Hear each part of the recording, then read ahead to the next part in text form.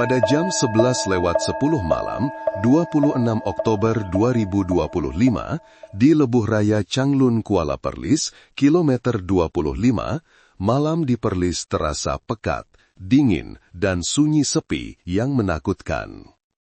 Encik Azman bin Hamid, seorang pemandu lori kontena yang berpengalaman, sedang tekun dalam perjalanannya menuju ke pintu simpadan Padang Besar. Cahaya lampu hadapan kenderaan berat itu yang terang benderang membelah kabus tebal, menyuluh lurus ke hadapan. Tiba-tiba, dia ternampak sesuatu yang aneh. Sebuah teksi 7 tempat duduk yang bergerak searah dengannya tiba-tiba melencong laju ke lorong bertentangan sebelum berhenti mengejut di tengah jalan. Tiada tanda-tanda kemalangan dan tiada kenderaan lain yang menghalang. Beberapa saat kemudian, pintu teksi itu terbuka dan 4 orang lelaki melompat keluar, berlari lintang pukang menuju ke arah hutan gelap di tepi jalan. Tiada seorang pun yang menoleh ke belakang. Tiada jeritan, hanya bayang-bayang hitam yang memanjang di bawah suluhan lampu hadapan sebelum lenyap ditelan kegelapan hutan belukar. Azman menekan brek perlahan-lahan, jantungnya berdegup kencang. Gerak hatinya sebagai seorang pemandu memberitahunya ada sesuatu yang tidak kena. Dia menyalakan lampu kecemasan dan melangkah turun dari lorinya. Cahaya kuning malap dari lampu kontena menyinari badan teksi yang tersadai di tengah jalan. Pintu belakangnya terbuka sedikit dan keadaan di dalam kabin sunyi sepi. Di atas jalan raya, kelihatan beberapa titis cecair merah pekat yang merebak di dalam kabus yang dingin. Azman berundur selangkah, matanya tajam memerhati dalam kegelapan. Jalan itu lengang, hanya angin bertiup melalui rimbunan pokok dan lampu isyarat teksi yang berkelip-kelip lemah. Satu isyarat aneh di tengah malam menandakan sesuatu yang buruk bakal berlaku. Lampu hadapan lori kontainer itu menyuluh terus ke arah teksi yang tersadai di tengah lebuh raya Changlun, Kuala Perlis. Encik Azman bin Hamid menarik nafas dalam-dalam, mengumpul segala keberanian untuk mendekati. Pintu teksi masih terbuka sedikit, dan angin malam yang menderu melalui celah pintu menghasilkan bunyi siulan yang menyeramkan. Suasana begitu senyap, sehingga kan hanya bunyi enjin lorinya yang masih hidup kedengaran dari jauh. Dia berjalan mengelilingi ke hadapan teksi, menyuluhkan lampu pijit ke dalam, dan seluruh tubuhnya terasa sejuk membeku. Di tempat duduk pemandu, seorang lelaki tergolek dengan kepala di atas tereng, badannya sengit ke tepi. Bahunya bergegar sedikit mengikut setiap nafasnya yang lemah. Sebelah tangannya masih mencengkam stering dengan kuat, manakala sebelah lagi memegang lehernya, di mana terdapat luka yang masih berdarah. Azman terkejut. Abang dengar tak saya cakap ni? Pemandu teksi itu cuba mengangkat kepalanya. Matanya kabur, bibirnya terkumat kamit seolah-olah ingin mengatakan sesuatu. Dari kerongkongnya keluar bunyi yang lemah dan terputus-putus. Tolong! Hanya satu perkataan itu sudah cukup membuatkan jantung Azman tersentak.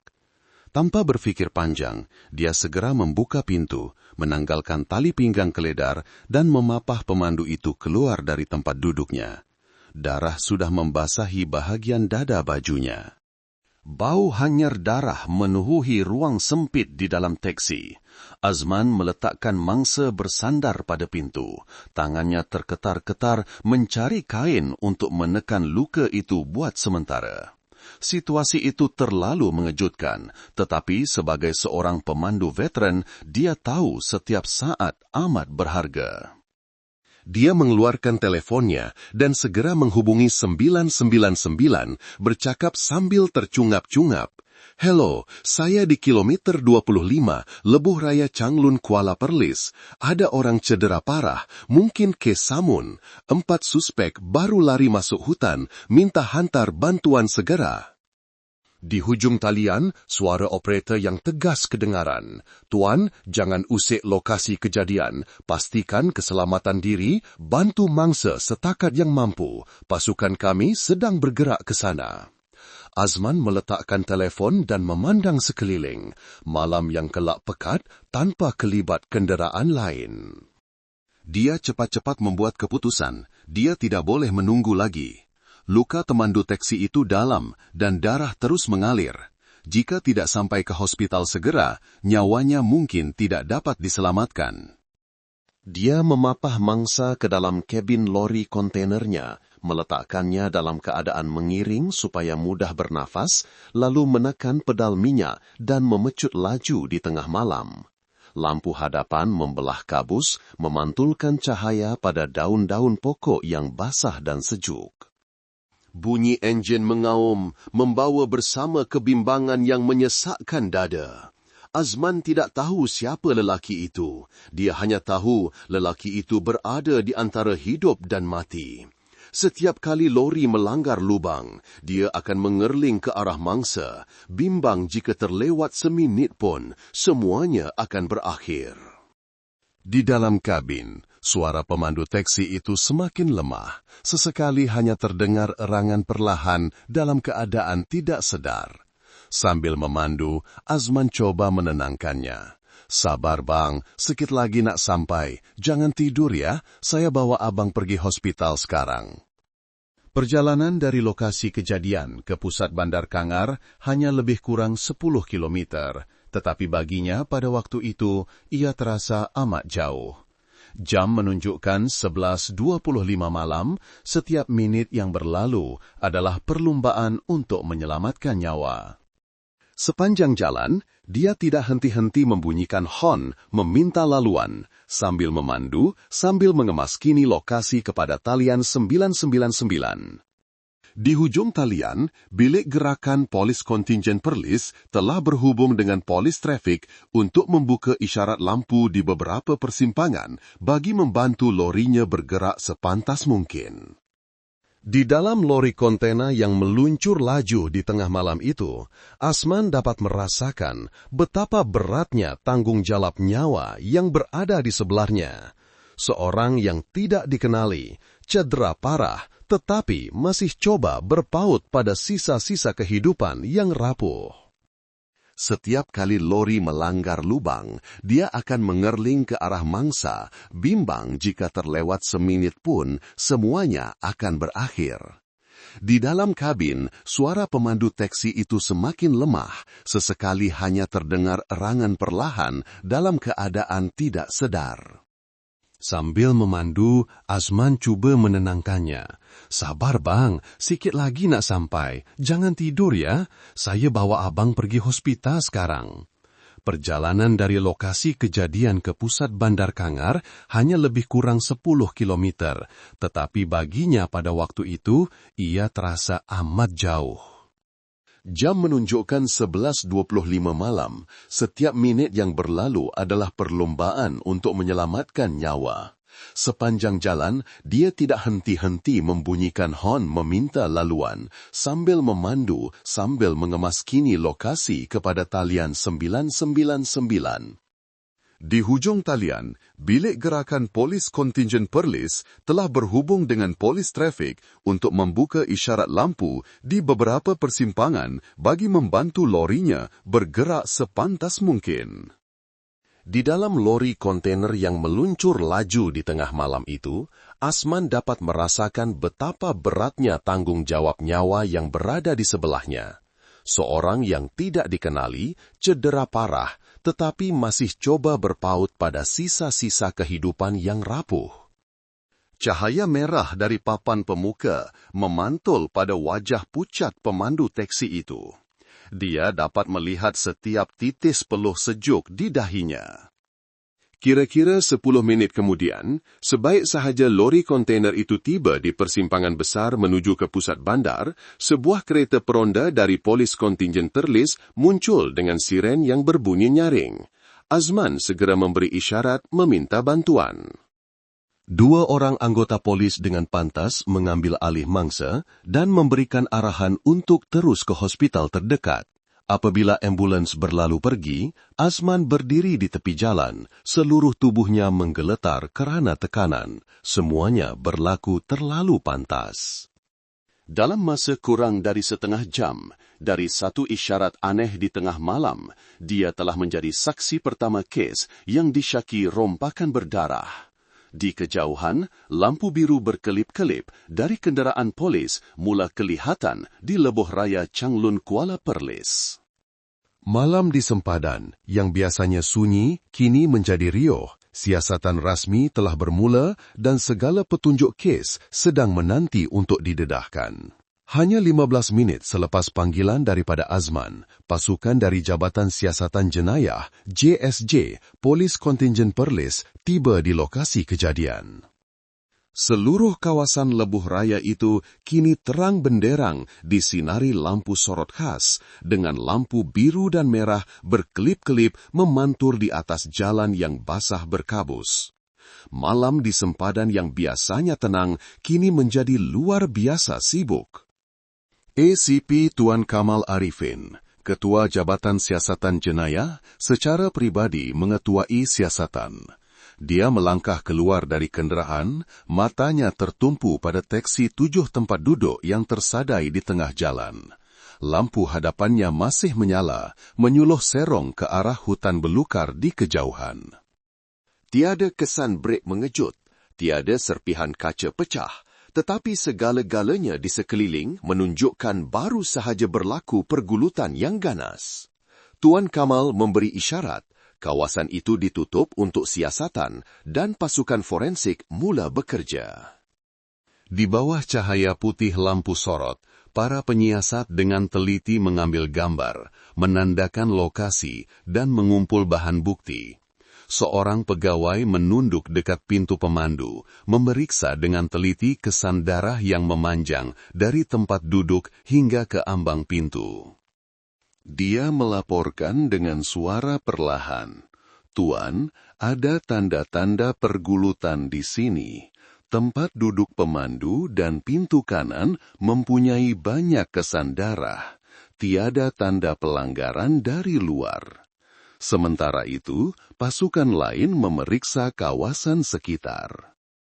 Di bawah kendaraan, sekotak rokok putih dan bungkusan snack dengan tulisan Cina ditemui. Satu butiran kecil, tetapi serta-merta menarik perhatian ACP Kamal. Dia mengambilnya dengan sarung tangan untuk diperiksa, jenama yang aneh dan tidak biasa di Malaysia.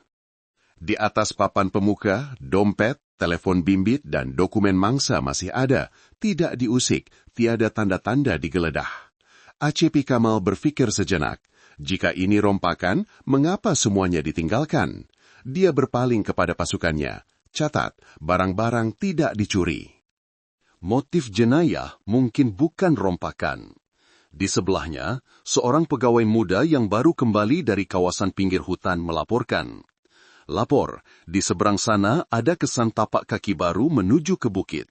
Mungkin milik 4 suspek yang melarikan diri. Jaraknya kurang 30 meter dari sini, di atas tanah lembab bekas hujan.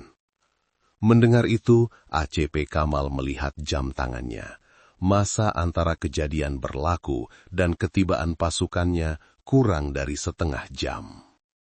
Jika keempat-empat mereka lari ke dalam hutan, kemungkinan besar mereka masih berada di sekitar kawasan itu.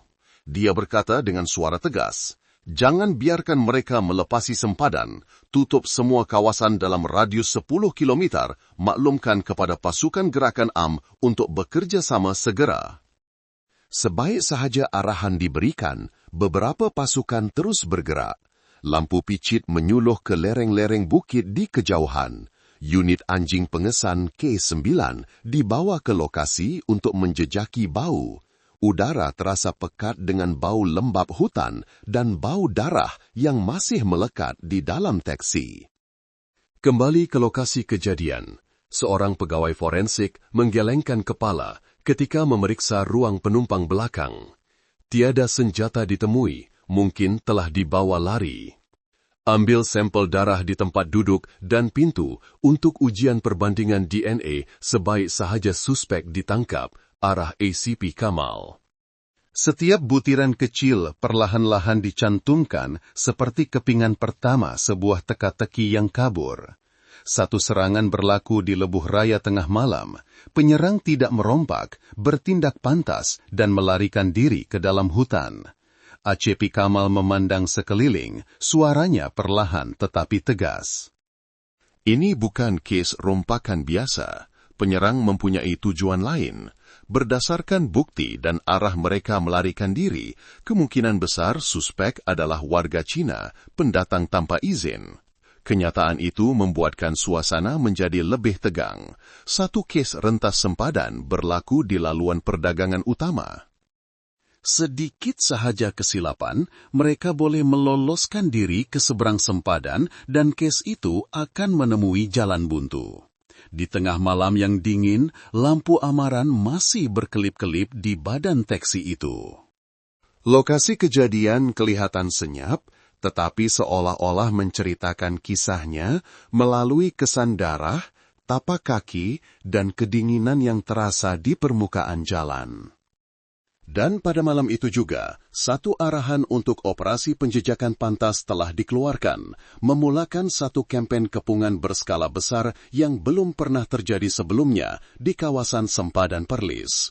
Ketika penyiasat terakhir meninggalkan lokasi kejadian, jam sudah menunjukkan 12.15 tengah malam. Di langit Perlis, kabus nipis mula menyelubungi Lebuh Raya Changlun Kuala Perlis, lapisan putih pudar seperti asap. Tetapi dalam kegelapan itu, satu operasi penjejakan besar-besaran sedang diaktifkan. Di lokasi kejadian, ACP Tuan Kamal Arifin segera mengadakan mesyuarat ringkas di bawah cahaya lampu picit. Suaranya tegas. 4 suspek melarikan diri ke arah hutan belukar di utara, mungkin cuba menyeberangi sempadan.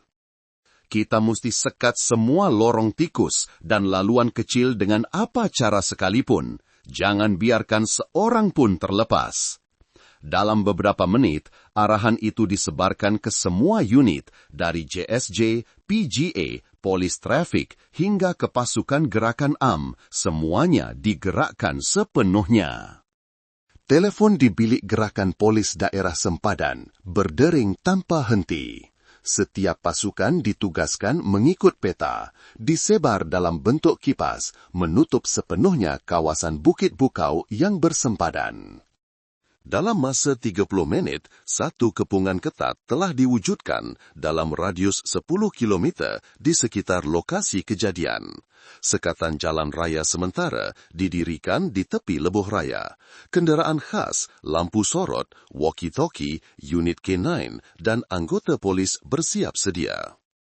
Setiap orang faham bahawa dengan sedikit sahaja kelalaian, suspek boleh masuk lebih dalam ke hutan atau menyeberangi sempadan dalam beberapa jam sahaja. Pada masa itu, suhu di luar jatuh di bawah 18 derajat Celsius, angin gunung bertiup kencang.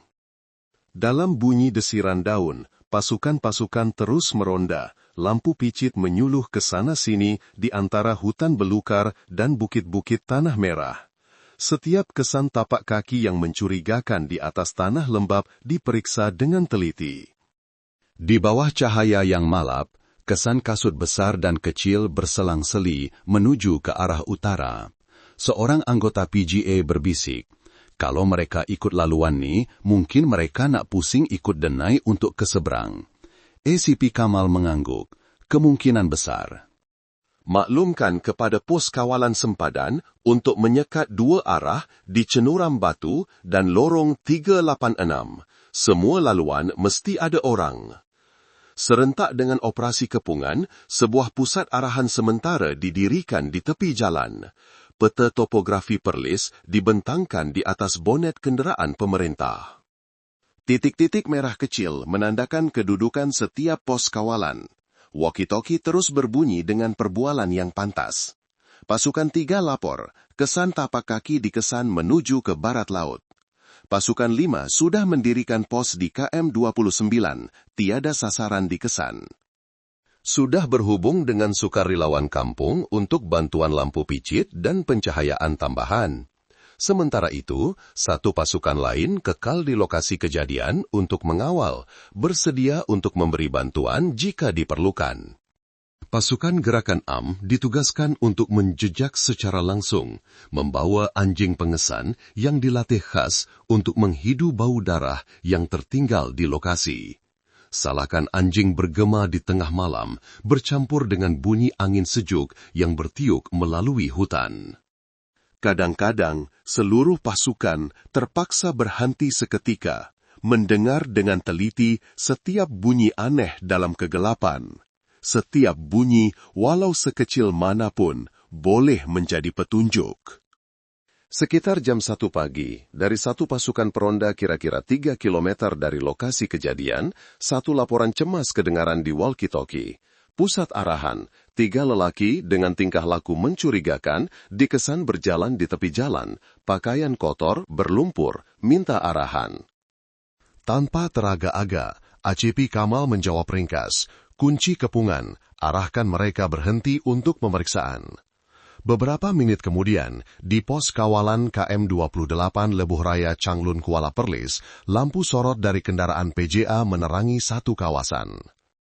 3 lelaki dalam keadaan letih, muka comot, sebaik sahaja melihat cahaya lampu, terus panik dan cuba melarikan diri. Tetapi sebelum sempat pergi jauh, mereka berjaya ditangkap oleh anggota PGA. Bunyi gari dikunci kedengaran di tengah malam. Di bawah cahaya kuning malap, ketiga-tiga lelaki itu menundukkan kepala, nafas mereka tercungap-cungap. Mereka tidak boleh berbahasa Melayu, hanya memberi isyarat dengan tangan, kelihatan takut dan keliru. ACP Kamal segera tiba di lokasi. Melihat pakaian mereka yang basah berlumpur dan kasut yang koyak, dia tahu inilah kumpulan yang melarikan diri dari lokasi kejadian. Tetapi satu soalan masih bermain di pikirannya. Mana lagi seorang? Dia memberi arahan untuk membawa ketiga-tiga mereka ke ibu pejabat polis kontingen untuk disoal siasat. Kawal ketat semua laluan lain, pasti ada seorang lagi suspek yang masih bersembunyi. Malam di sempadan semakin sejuk, kabut semakin tebal, cahaya kendaraan menjadi kabur. Namun di tengah kedinginan itu, operasi kepungan tidak berhenti. Setiap anggota bergilir-gilir meronda. Mata mereka tajam memerhati setiap rimbunan pokok, setiap parit, setiap rumah usang di tepi jalan. Pertarungan ini tanpa bunyi tembakan, tanpa asap dan api, tetapi ia adalah perlombaan dengan massa, dengan kegelapan malam, dan juga dengan muka bumi yang mencabar di kawasan sempadan. Menjelang jam 3 pagi, apabila kenderaan peronda terakhir kembali ke pos, seluruh kawasan di sekitar lokasi kejadian telah dikawal. 3 suspek telah ditangkap dengan selamat, dan suspek keempat masih bersembunyi di suatu tempat di dalam hutan tebal. Sebelum meninggalkan lokasi, ACP Kamal memberi arahan ringkas melalui walkie-talkie. Kekalkan kepungan sehingga pagi, kita baru separuh jalan. Cahaya lampu picit menembusi lapisan kabus, memantulkan bayang-bayang para anggota di malam yang sunyi, tabah, dan bersedia untuk operasi penjejakan terakhir yang akan bermula sebaik sahaja fajar menyingsing. Sebaik sahaja fajar menyingsing, kabus di Perlis masih tebal menyelimuti bumbung ibu pejabat polis kontingen. Di dalam sebuah bilik yang terang benderang sepanjang malam, 3 suspek dibawa masuk untuk disoal siasat. Pakaian mereka penuh dengan lumpur, wajah mereka letih, mata mereka penuh kebingungan. Penyiasat menyoal dalam bahasa Melayu, tetapi ketiga-tiga mereka hanya memandang antara satu sama lain, menggelengkan kepala dan menjawab dengan beberapa bunyi yang tidak difahami. Setiap seorang kelihatan keliru dan takut. Jelas sekali mereka tidak tahu berbahasa Melayu, dan jurang bahasa ketika itu seperti dinding tebal yang memisahkan kedua-dua pihak di meja soal siasat. ACP Tuan Kamal Arifin, Ketua JSJ, berdiri di belakang memerhati. Dia berbisik kepada pegawai bertugas, hubungi penterjemah bahasa Cina segera. Tanpa memahami mereka, kita tidak akan tahu apa yang telah berlaku.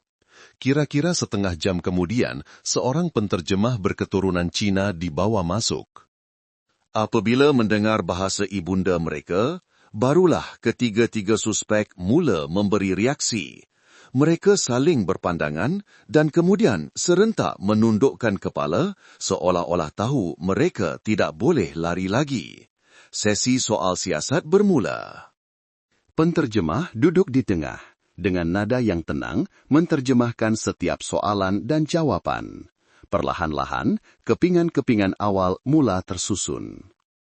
Ketiga-tiga lelaki itu mengaku mereka semua berasal dari China, dari sebuah kampung berhampiran sempadan, datang ke Malaysia atas ajakan seorang kenalan untuk mencari kerja.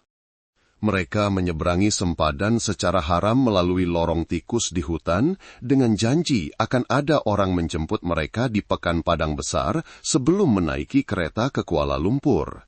Apabila ditanya tentang malam kejadian, mereka bercerita dengan suara yang bergetar. Kami menaiki taksi yang dipandu oleh seorang lelaki Melayu.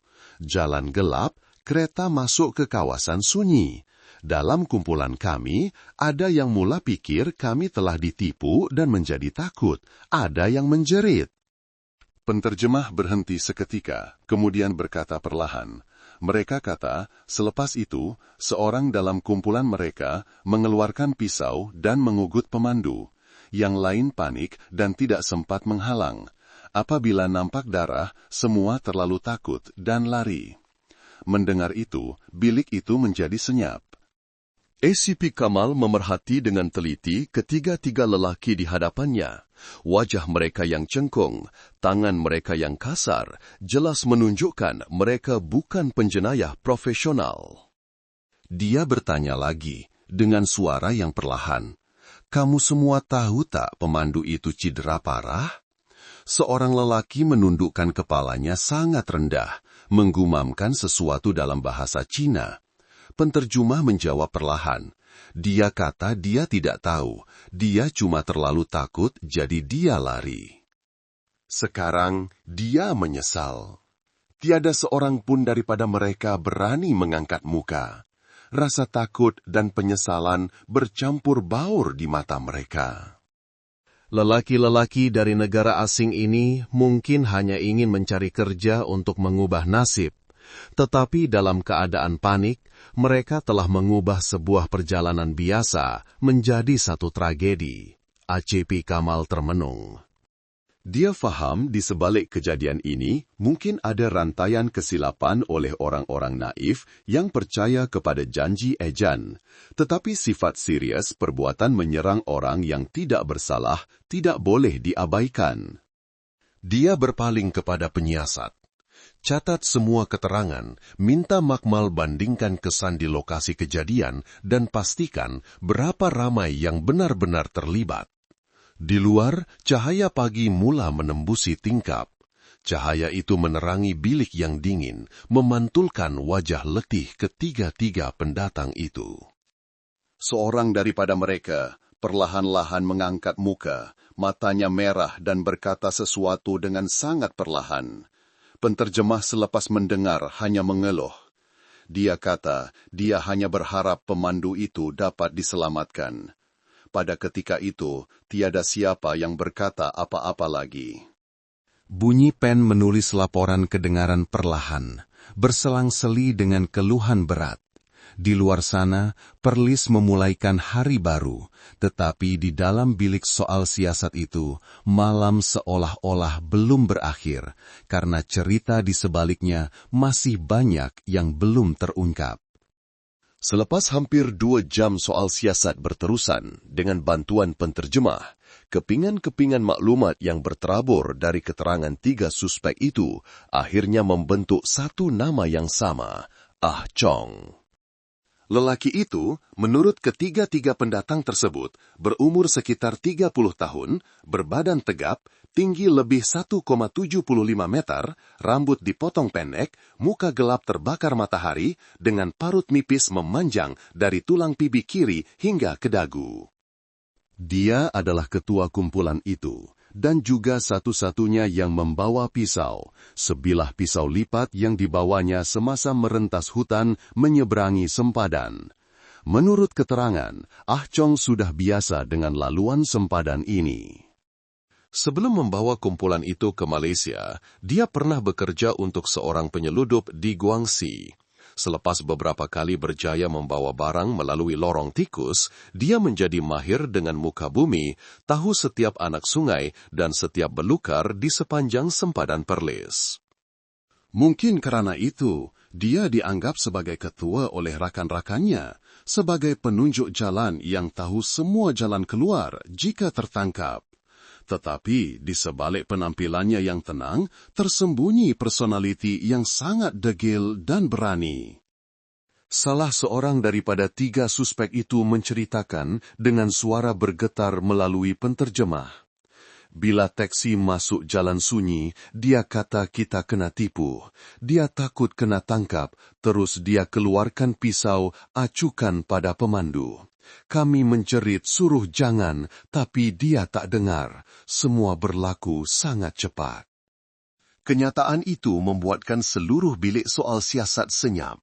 Hanya kerana panik dan syak wasangka, Ah Chong telah bertindak dalam sekelip mata, tetapi akibatnya hampir meragut nyawa seseorang.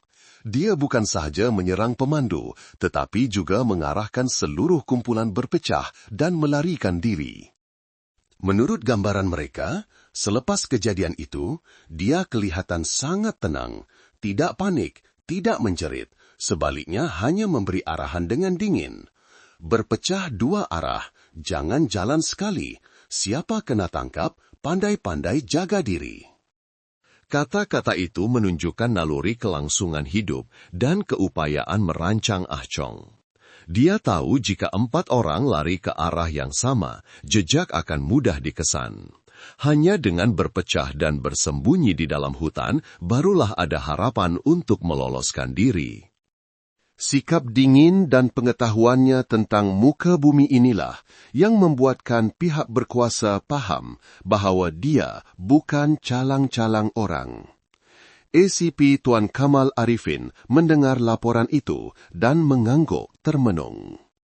Dia membentangkan peta kawasan di atas meja, menuding ke arah kawasan hutan belukar yang luas di sempadan.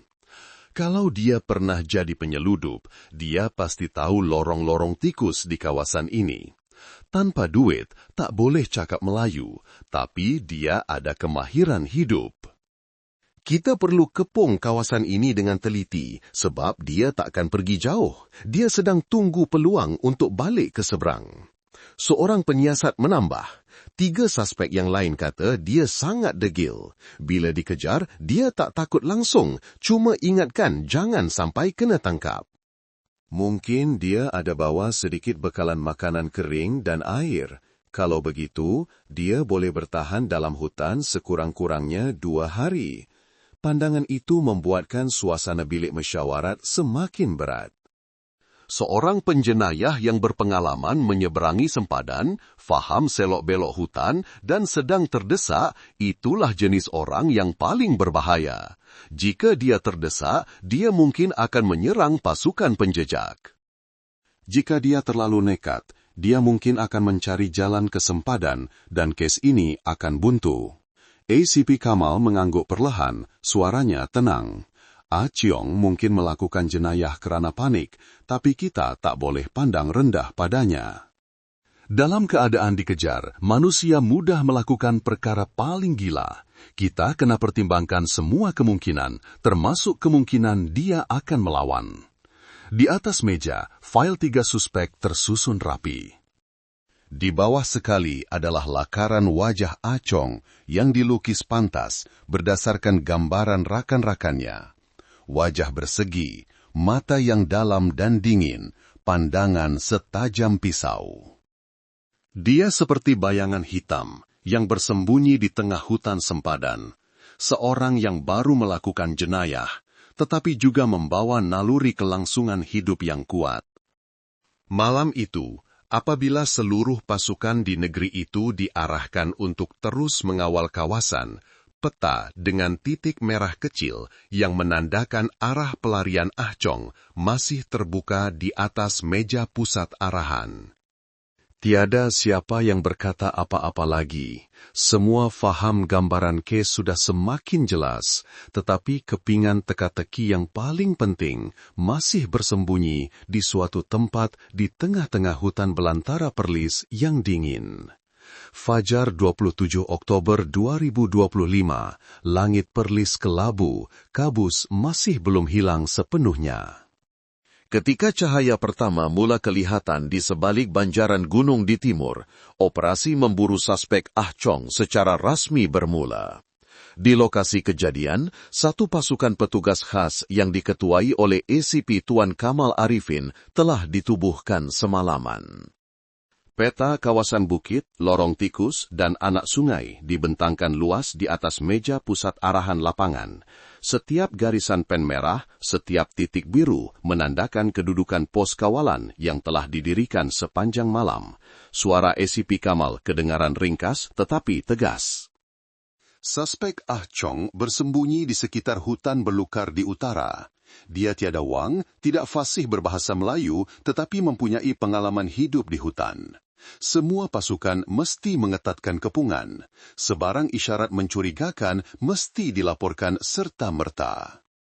Dalam beberapa menit, arahan itu disebarkan melalui walkie-talkie kepada lebih 100 pegawai dan anggota dari JSJ, PGA, dan sukarelawan tempatan.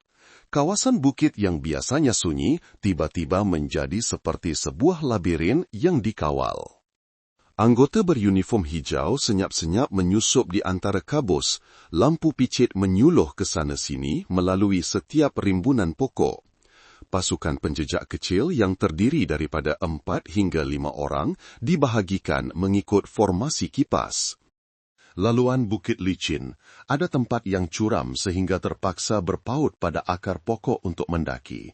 Tetapi tiada siapa yang mengeluh. Mereka faham bahawa setiap minit yang berlalu, penjenayah itu mungkin bergerak lebih jauh beberapa ratus meter atau bersembunyi di celah batu yang sukar dikesan. Di kawasan hutan belukar yang tebal, unit K9 dibawa masuk untuk menghidu jejak dari lokasi kejadian asal. Bau darah kering dan kesan kasut di atas tanah lembab menjadi petunjuk pertama. Seorang anggota menunduk memerhati, suaranya yakin. Dia lalu sini, kesan tapak kaki masih baru, menuju ke bukit yang lebih tinggi. Pasukan B sudah mengepung lereng timur, pasukan 6 mengawal lolong nombor 3, minta pasukan di utara ketatkan kepungan 2 kilometer lagi. Di udara, 2 buah drone telah dikerahkan, dilengkapi dengan kamera haba untuk mengimbas seluruh kawasan hutan tebal. Image dipaparkan dengan jelas di skrin pusat arahan. Setiap bahagian hutan, setiap anak sungai, setiap titik cahaya kecil yang menunjukkan tanda haba badan diperhatikan. Bukan sahaja pihak berkuasa, penduduk tempatan juga digerakkan untuk membantu. Maklumat pengecaman Achong, muka gelap terbakar matahari, parut panjang di pipi kiri, baju kelabu, seluar hitam, dihantar kepada semua ketua kampung dan pengerusi JKKK melalui WhatsApp dan pembesar suara masjid. Orang ramai dinasihatkan untuk memeriksa rumah kosong dan kandang ternakan berhampiran hutan. Jika ternampak orang asing, segera laporkan. Di setiap kampung, para petani, penternak lembu, dan pencari hasil hutan semuanya diberi taklimat. Mereka bekerja sama kerana semua paham bahawa keamanan di sempadan akan terancam jika seorang penjenayah berbahaya terlepas. Menjelang jam 9 pagi, apabila matahari mula menembusi lapisan kabus tebal, operasi penjejakan memasuki fasa paling tegang. Puluhan anggota masih meredah lereng-lereng curam, peluh membasahi baju walaupun cuaca masih sejuk. Semua mata tajam mencari. Seorang anggota muda menceritakan, "Saya berjalan melalui hutan, angin bertiup sejuk, semua senyap, hanya dengar bunyi daun kering bergeseran. Setiap kali dengar bunyi aneh, seluruh pasukan berhenti, tahan nafas beberapa saat, tegang sampai boleh dengar degupan jantung sendiri. Suasana pencarian itu seperti dalam film, tetapi ia adalah realiti, karena mereka tahu Ah Chong tidak mempunyai jalan keluar lagi." Seseorang yang terdesak, biasa dengan selok-belok hutan, dan mempunyai pisau di tangan, kemungkinan besar akan melawan habis-habisan jika ditemui. ACP Kamal terus berada di pusat arahan, matanya tidak lepas dari peta, tangan kirinya memegang walkie-talkie, tangan kanannya menanda kawasan yang telah diperiksa. Setiap maklumat dari pasukan peronda dikumpulkan. Ada kesan tapak kaki baru di anak sungai kering. Jumpa beg plastik dan kulit kuih dalam semak disyaki milik suspek. Unit K9 masih mengikut bau menuju ke arah Bukit Via Chong. Setiap isyarat itu seperti benang-benang kecil yang perlahan-lahan ditarik mendekati pusatnya. Jaring semakin diketatkan, lapis demi lapis, tidak memberinya peluang untuk meloloskan diri. Tengah hari, angin di Perlis bertiup kencang, membawa bau tanah lembab dan getah. Di lorong-lorong sunyi, anggota beruniform hijau terus bergerak senyap. Mata mereka mengimbas pinggir hutan, telinga mereka mendengar setiap desiran daun. Tiada siapa tahu di mana Ah Chong berada, tetapi semua yakin dengan kerjasama padu antara pihak berkuasa dan rakyat, tiada tempat gelap yang dapat menyembunyikannya selamanya. Di atas peta, titik-titik merah yang mewakili pasukan penjejak semakin mengecil, mengepung kawasan hutan kira-kira 5 kilometer dari lokasi kejadian. Di tengah-tengah hutan belantara yang luas, operasi penjejakan terus berjalan, langkah demi langkah, mengetatkan jaring yang tidak akan terlepas walau satu mata pun. Tengah hari 27 Oktober 2025, selepas lebih 12 jam operasi tanpa henti, suasana di pusat arahan sementara polis kontingen Perlis masih tegang. Semua pasukan penjejak telah berada di posisi masing-masing, kepungan telah ditutup rapat, tetapi kelibat suspek Ah Chong masih belum kelihatan. ACP Tuan Kamal Arifin berdiri di tepi peta, matanya tidak lepas dari titik-titik yang ditandai. Setiap kawasan yang baru diperiksa ditandainya dengan garisan merah. Hanya tinggal beberapa kawasan kosong di tengah-tengah hutan belantara yang luas. Dia tahu penjenayah itu masih berada di suatu tempat di antara hutan rimba itu, tidak jauh dari mereka. Hampir jam 11 pagi, apabila matahari tegak di atas kepala dan kabus telah hilang sepenuhnya, satu deringan telpon memecah kesunyian. Operator bilik gerakan menjawab, mendengar beberapa ayat ringkas, kemudian tergesa-gesa berpaling dan menjerit. Ada maklumat dari orang awam. Seorang penternak lembu nampak orang asing bersembunyi di dalam hutan, kira-kira 7 kilometer dari sini. Semua orang serta-merta bergerak. ACP Kamal mendekati, suaranya tegas. Sahkan lokasi, siapa pemberi maklumat? Encik Ismail bin Ahmad, penduduk kampung, sedang menjaga lembu di Bukit Via Chong. Dia kata, nampak seorang lelaki asing duduk mencangkung dalam semak, muka pucat, baju kelabu, berkaki ayam, nampak sangat letih. Mata ACP Kamal bersinar penuh harapan. Semua ciri-ciri sepadan. Dia segera memberi arahan. Panggil pasukan terdekat untuk bekerja sama dengan sukarelawan tempatan. Bergerak senyap, jangan sampai suspek sedar. Bersedia untuk menutup kepungan. Walkie-talkie berbunyi bertalu-talu. Pasukan-pasukan penjejak dalam radius 5 kilometer serentak menerima arahan untuk bergerak. Laluan hutan curam, licin, dan tebal, tetapi tiada siapa yang berhenti. Setiap anggota berjalan sambil memerhati dengan teliti, mengelak daripada mengeluarkan bunyi. Segalanya berlaku dalam senyap, hanya bunyi daun kering di bawah tapak kaki dan desiran angin yang bertiup melalui pokok-pokok. Pemberi maklumat, Pak Mail, masih berdiri pada jarak selamat di lereng bukit, tangannya terketar-ketar menunjuk arah. Dia duduk kat situ, dalam semak dekat tepi anak sungai. Masa saya dekat, dia terkejut terus meniarap. Saya takut, terus telefon polis. Dari jauh, melalui teropong, pasukan peninjau sudah nampak dengan jelas kelibat orang itu. Sesosok tubuh lelaki kurus, berbaju kelabu, rambut kusut, sedang coba menyembunyikan diri di sebalik rimbunan pohon rene. Dia mengangkat kepala beberapa kali, memandang sekeliling, matanya cengkung kerana tidak cukup tidur. Nampaknya Ah Chong sudah kehabisan tenaga selepas berjam-jam melarikan diri. ACP Kamal berbincang pantas melalui walkie-talkie.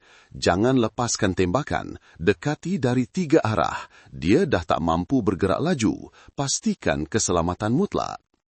3 pasukan penyerang bergerak senyap, langkah mereka ringan seperti melayang. Apabila jarak dengan sasaran hanya tinggal 30 meter, semua berhenti menahan nafas. Seorang anggota memberi isyarat tangan, bersedia.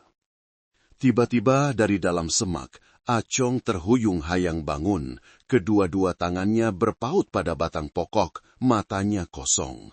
Mungkin dia terdengar bunyi atau merasakan kehadiran orang lain. Pada saat itu, dia berpaling untuk melarikan diri, tetapi sudah terlambat. Satu jeritan bergema di tengah hutan.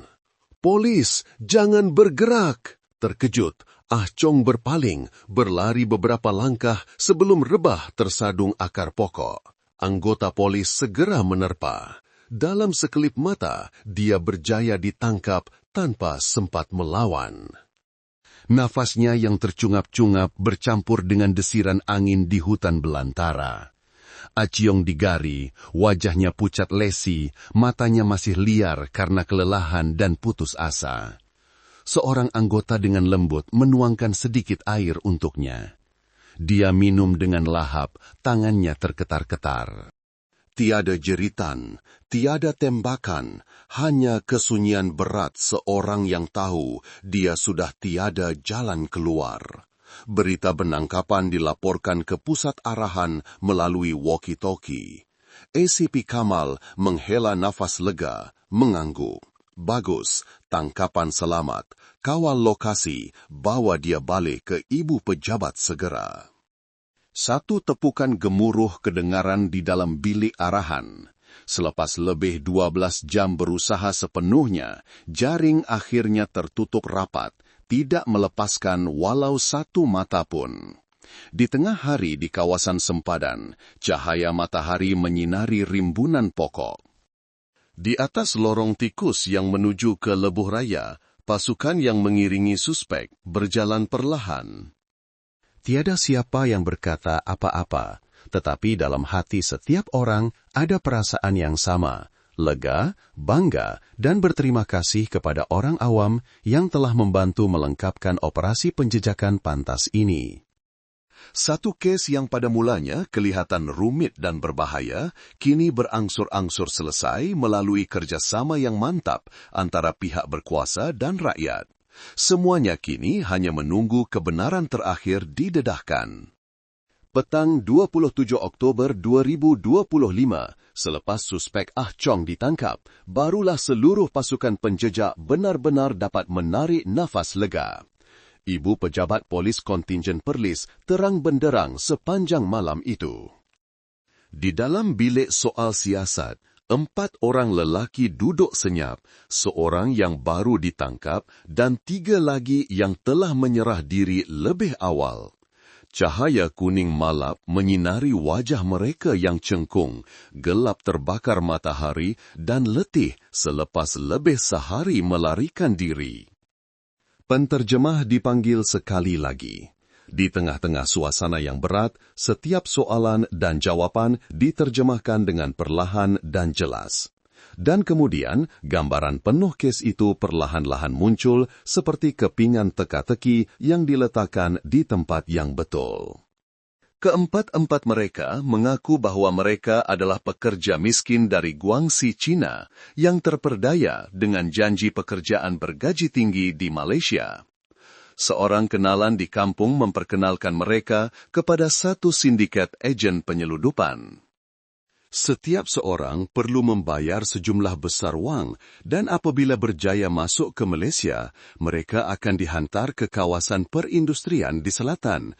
Tetapi, sebaik sahaja berjaya menyeberangi sempadan, ejen itu meninggalkan mereka terkontang-kanting di negara orang. Dalam keadaan bingung, kumpulan 4 orang itu dibantu oleh seorang warga tempatan untuk memanggil taksi ke Kuala Lumpur. Pemandu pada hari itu ialah Encik Rizwan bin Saleh, 38 tahun, seorang pemandu taksi yang berpengalaman. Taksi mula bergerak apabila hari sudah gelap. Menurut keterangan suspek, semuanya bermula dari rasa takut.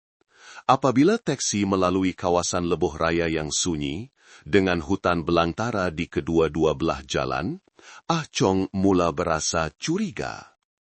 Dia memberitahu yang lain bahwa pemandu itu sedang membawa mereka untuk dijual, bahwa mereka akan ditangkap atau ditipu.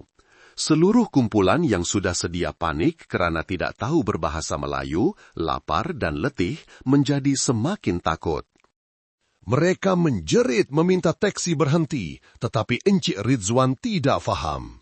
Dalam detik huru-hara itu, Ah Chong mengeluarkan pisau lipat yang dibawanya dan mengacukannya ke leher pemandu. Encik Rizwan terkejut dan membrek mengejut, menyebabkan taksi itu melencong sebelum berhenti. Semasa pergelutan, mata pisau itu terhiris di lehernya. Darah memancut keluar. Melihat darah, keempat-empat mereka menjadi sangat takut. Ah Chong menjerit, "Lari!" Dan kemudian semuanya melompat keluar dari taksi, meninggalkan pemandu yang sedang nazak. Mendengar itu, ramai penyiasat terdiam. Tiada niat membunuh yang dirancang, tiada niat merompak. Hanya ketakutan, kejahilan, dan naluri untuk terus hidup yang salah telah menyebabkan 4 orang yang mungkin pada asalnya baik terjerumus ke dalam jenayah. Seorang penyiasat bertanya, "Selepas lari, apa yang kamu fikir?" Ah Chong menunduk lama. Dia berkata perlahan, suaranya serak melalui penterjemah. "Saya ingat dia sudah mati. Saya takut ditangkap. Saya tak nak sesiapa tahu." Jawaban yang ringkas tetapi penuh dengan penyesalan. Matanya yang cengkung tidak lagi menunjukkan keberanian seperti pada mulanya. Mungkin sepanjang malam bersembunyi di dalam hutan yang sejuk, dia telah sedar akan detik di mana dia kehilangan sifat kemanusiaannya.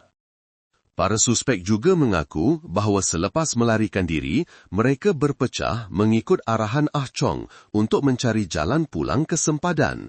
Tidak menyangka, hanya beberapa jam kemudian, mereka telah dikepung oleh polis. Apabila melihat 3 rakannya ditangkap, Ah Chong lari lebih dalam ke hutan, bertahan hidup dengan beberapa bungkus biskut dan air yang tinggal di dalam bagnya. Keterangan ini selari sepenuhnya dengan hasil siasatan di lokasi kejadian. Pisau yang digunakan ditemui di bawah sebatang pokok berhampiran tempat taksi itu berhenti. Barang bukti termasuk bungkusan biskut dan kotak rokok bertulisan Cina sepadan dengan jenama yang dibawa oleh kumpulan itu. Telepon bimbit, dompet dan dokumen mangsa masih utuh di dalam taksi membuktikan bahawa tujuannya bukan rompakan. Apabila mendengar berita bahawa Encik Rizwan bin Saleh, pemandu taksi itu, telah melepasi tahap kritikal selepas pembedahan di hospital, keempat-empat suspek menunduk senyap. Seorang berbisik, suaranya tersekat-sekat. Kami tak nak sesiapa mati, hanya kerana terlalu takut kami buat perkara bodoh. Di dalam bilik yang senyap itu, ACP Tuan Kamal Arifin memandang mereka lama, kemudian berkata perlahan, "Kamu takut ditipu, tetapi akhirnya kamu sendiri yang menipu diri sendiri ke dalam jenayah. Pisau itu bukan sahaja menghiris leher orang lain, tetapi juga menghiris kehidupan kamu sendiri." Kata-kata itu membuatkan empat-empat mereka menunduk tanpa berkata apa-apa lagi. Di luar, langit perlis mula gelap. Cahaya lampu jalan memantul masuk ke tingkap bilik soal siasat, mempamerkan bayang-bayang empat lelaki yang senyap. Mereka bukan lagi penjenayah ganas yang melarikan diri di tengah malam, tetapi insan-insan yang keletihan dan sesat sedang menunggu untuk berhadapan dengan hukuman hati nurani mereka. Kes yang pada mulanya kelihatan kabur, kini telah jelas. Tiada konspirasi, tiada sindiket pemerdagangan manusia, hanya kepanikan di negara asing yang telah mengubah sebuah perjalanan biasa menjadi satu tragedi. Tetapi walau apapun alasannya, satu tikaman tetap satu jenayah, dan keadilan seperti biasa akan ditegakkan. Dan pada ketika ini, di dalam bilik sunyi agensi penyiasatan, kebenaran telah tersusun dengan sempurna. Lewat petang, awan nipis berarak di langit perlis. Angin sempadan masih membawa kedinginan, tetapi tidak lagi terasa berat seperti hari-hari sebelumnya.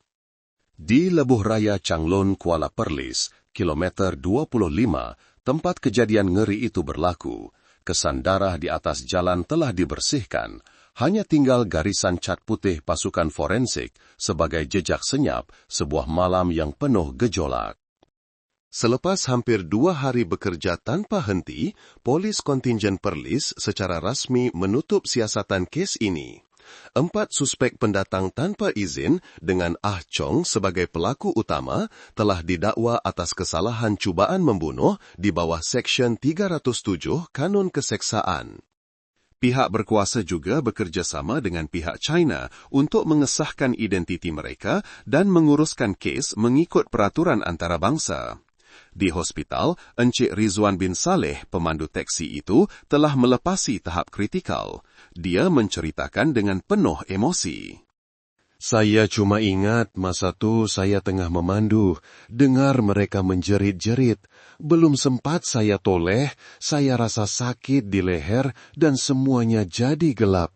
Nasib baik ada orang selamatkan saya tepat pada masanya." Suaranya serak, matanya sayu, tetapi senyumannya masih mesra. Dia berkata perkara yang paling disyukurinya bukan sahaja kerana nyawanya diselamatkan, tetapi kerana nilai kemanusiaan di tengah malam buta. Dari pemandu lori kontena yang tidak mengabaikannya, kepada anggota polis yang meredah hutan mencari penjenayah, sehinggalah kepada penduduk sempadan yang senyap-senyap memberi maklumat dan bantuan.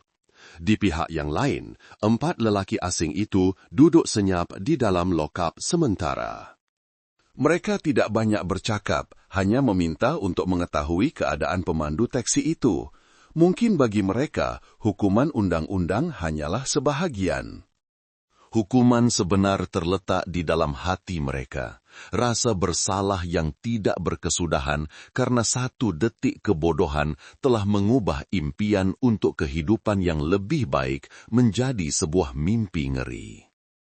ACP Tuan Kamal Arifin yang mengetuai siasatan kes ini berkongsi dalam satu mesyuarat ringkasan, jika bukan kerana kewaspadaan dan keberanian orang awam, kes ini mungkin akan menjadi lebih buruk. Ini bukan sahaja kejayaan pasukan polis, tetapi ia adalah bukti kekuatan semangat kerjasama antara rakyat dan pihak berkuasa di sempadan negara. Dia berhenti sejenak, suaranya lebih perlahan. Ramai orang fikir sempadan ini hanya tentang pagar dan batu tanda, tetapi sebenarnya sempadan juga adalah garisan antara yang baik dan jahat, antara kewarasan dan ketakutan. Apabila melintasinya, manusia boleh jatuh ke dalam jurang yang dicipta oleh diri mereka sendiri. Kata-kata itu membuatkan ramai terdiam, karena pada akhirnya kes ini bukan sahaja cerita tentang sebilah pisau, tetapi ia adalah pengajaran tentang kepercayaan, tentang kekurangan pemahaman, dan tentang harga yang perlu dibayar untuk pilihan yang salah. Di antara banjaran Gunung Perlis yang berkabus, malam ini kembali tenang seperti sedia kala. Lori dan kereta terus lalu lalang, lampu hadapan menerangi setiap selekoh. Tiada siapa lagi yang ingat dengan jelas lokasi di mana teksi itu berhenti, tetapi kesan kes itu masih ada secara senyap. Mengingatkan manusia tentang nilai kewarasan dan belas kasihan di tengah-tengah kehidupan yang penuh pancaroba ini. Kes ini telah ditutup, tetapi kesannya akan kekal. Seorang pemandu terselamat dari cengkaman maut, seorang penjenayah perlu membayar harga atas perbuatannya. Dan yang paling penting, seluruh kawasan sempadan sekali lagi menyaksikan keadilan ditegakkan, dengan pantas, tegas, dan penuh kemanusiaan. Setiap kisah jenayah adalah secebis daripada kehidupan, di mana manusia boleh jatuh, tetapi juga boleh bangkit semula. Apa pendapat Anda tentang kes ini? Sila tinggalkan komen Anda di bawah dan jangan lupa untuk suka, kongsi, dan langgan saluran kami untuk bersama-sama meneroka kisah-kisah benar yang penuh dengan air mata, tetapi juga syarat dengan pengajaran. Hai semua, terima kasih kerana masih setia bersama saya. Saya teringin sangat nak tahu, korang yang sedang menonton, mendengar ni dari mana agaknya ya? Coba tinggalkan komen di bawah. Seronok juga kalau kita dapat kenal-kenal. Dan apa pula pendapat korang tentang cerita tadi? Adakah ia memberi kesan kepada Anda? Kongsikan pandangan Anda. Saya suka baca setiap satu komen. Apapun, saya doakan, semoga Anda semua, di mana jua Anda berada, sentiasa dalam keadaan yang baik, sehat, dan dilindungi Tuhan. Semoga kita semua sentiasa dalam keadaan aman dan damai. Akhir sekali, jika Anda sendiri ada kisah atau pengalaman menarik yang ingin dikongsikan bersama komuniti kita, jangan segan-segan untuk ceritakan di ruangan komen. Siapa tahu, cerita Anda boleh menjadi inspirasi atau pengajaran buat kita semua.